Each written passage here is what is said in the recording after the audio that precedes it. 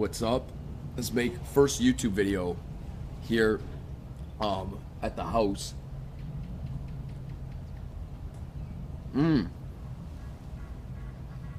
So the video is my team said, why don't you talk about how the heck you become a millionaire inside of sales regardless of what age you're at. So if I were to have to start back when I was 18, if you have to reset today and you're 37, you're 45, or even heck, you're fucking 62. My dad started a new business at the age of 62. He was in retail sales selling suits.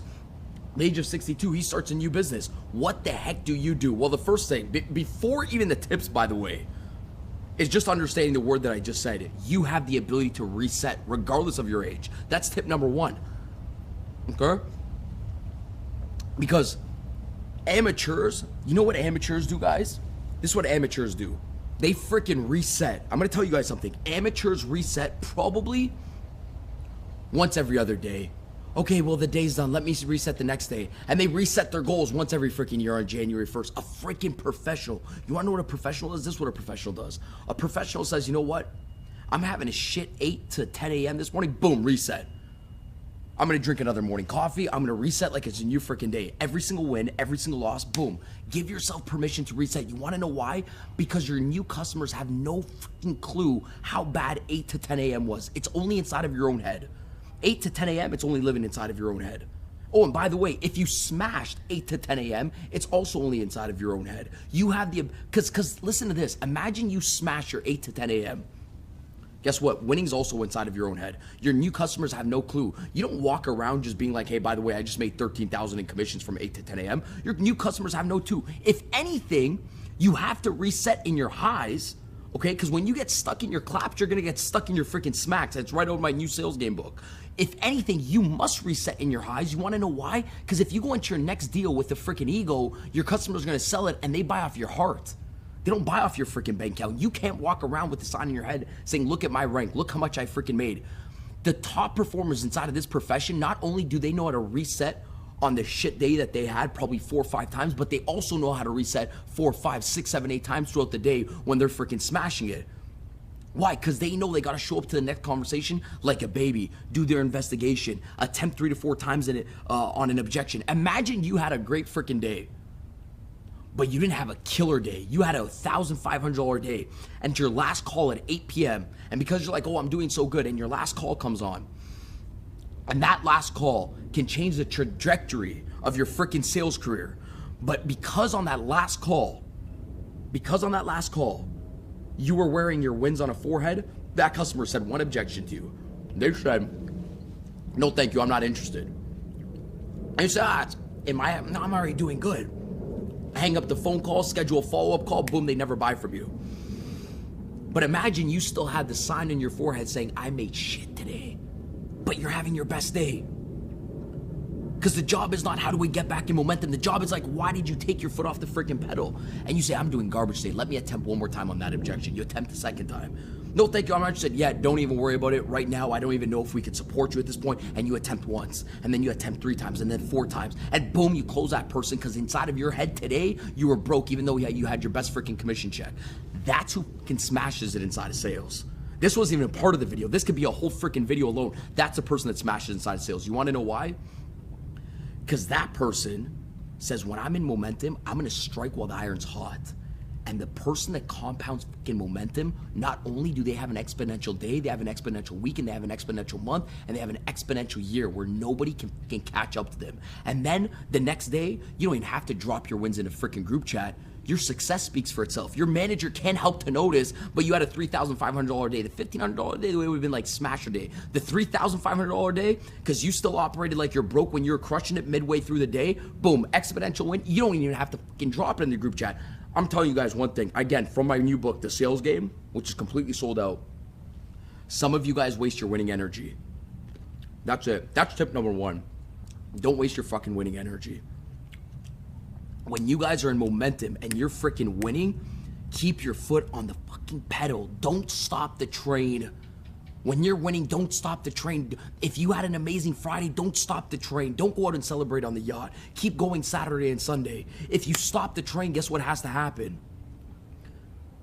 If there's a brick There's a little problem inside of your business. You got to stop. You got to move over the train. It's going to take 10 minutes, and you got to get back inside of momentum and fire back off the train. 20 minutes. You keep the train freaking going. If there's a little problem inside of your business, if there's a brick in the road, boom, it smashes through. It'll smash through freaking anything, a train, when it keeps going. But you guys are stopping the train because you won, or you had a bad date. Give yourself permission to reset. That's going to be rule number 1. Rule number 2, what I would do, okay? Rule number 2, what I would do, and let's walk around. Come here. Let's grab the grapes. Let's walk around. Rule number 2, what I would do. Look how gorgeous this view is. I would figure out a product where I can transact a lot of times. So if you're figuring out a product now, maybe you're not even in sales and you're like, well, what do you mean where you can transact a lot of times? Yes, the most important thing is try to find a product where you could talk to a lot of people. That's why I love companies like direct sales, network marketing, door-to-door sales, insurance sales. Pick a profession where you could talk to just about everybody. Don't try to pick something super luxury where you got to start off with a $5 million sale, $1 million sale. You might not even want to deal with those buyers. Pick a product where you could play the best middleman and transact a lot as that middleman. And what I mean by the middleman, you have to master the B player first before you ever try to become the A player. And when I mean you can transact a lot, you could talk to a lot of people because you got to imagine this was like a little rock, a pit in your throat. You got to like cough it out. And the only way you cough it out is you do it a lot of times. How do you get good at freaking sales? You sell. That's how you get good at sales. You freaking sell. How do you get good at kissing? You kiss. How do you get good at making love? You make love. How do you get good at selling? You talk to everybody. You should be so fortunate if you're inside of a job right now where you could sell somebody anything, a fitness shake, you could sell it to anybody in the world. You should be so fortunate because there's some people inside of sales jobs that can't, once they leave their 9 to 5 and they hang up their phone, they can't go outside and go talk to their next door neighbor and sell them a freaking product. I don't care what you do. You got to get inside of a position right now where you can transact a lot. Write this down. Point number 2, become the best B player and freaking middleman. And what that means is you don't have to, listen to me, you don't have to deal with all the legals, the product development, innovating a product, being the fake freaking A player. All you got to do is take a great freaking product, find the customers that need it. Don't be fucking passionate. Passionate is bullshit. Find the customers that need the product. You don't have to be passionate, okay? I could sell a lot of fucking grapes. You wanna know why? I can find a lot of stores that need top quality freaking grapes like these ones that are freaking juicy, and I don't gotta be passionate about it, by the way. But there's stores that need great freaking grapes, and guess what? I connect the store with the grape provider and the farmer. Boom, I play the freaking middleman. I transact, I make a commission, and I can call a lot of freaking stores because there's a lot of stores in South Florida. You see what I mean? The middleman is the fastest way to $1 million. That's point number 2. Become the best middleman. You want to know why? Because when you're making a sale off the grapes, okay? Guess what you can do? You can move on, sell them. You don't have to play customer service. You just play the best middleman. You make the sale. You move on. The business owner isn't the fastest to the million. Why? They may make more in the end. But I'm saying right now in this video, fastest way to make $1 million, you make the sale, you bank the commission, you move on. Guess what? When a business owner has to make $30,000, $40,000, $50,000, guess what they got to do? They got to take the money, reinvest it back into the business, maybe even break freaking even for the next month, hoping and praying that the next month they're inside of profit. You already got paid your commission. You become the best freaking B player.